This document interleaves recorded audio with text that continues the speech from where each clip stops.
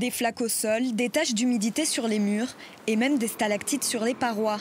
En période de fortes précipitations, l'église de Royan, symbole de l'architecture moderniste, prend l'eau.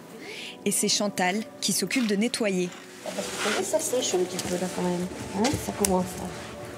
Elle a placé des seaux un peu partout dans la paroisse, sans succès. Par rapport à l'eau qu'il y avait, je n'avais pas le nombre de seaux.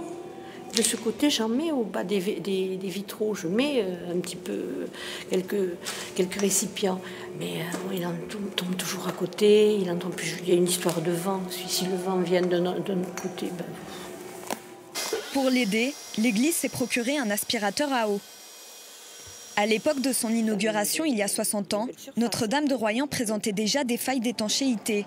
Pour cet architecte, le problème vient de sa construction. Les matières qui ont été utilisées n'étaient pas des bétons friables et des granulats à différentes tailles, donc il y a beaucoup de porosité. Il y a aussi des vitraux qui ont été posés en simple feuillure.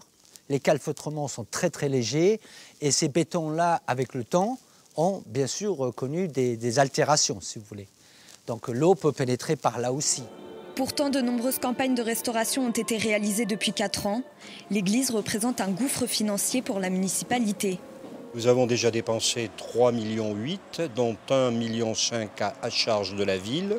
Et nous sommes très très attachés à cette église qui pour nous elle a du sens, si vous voulez. Hein. Elle a le sens d'une ville qui se remet debout.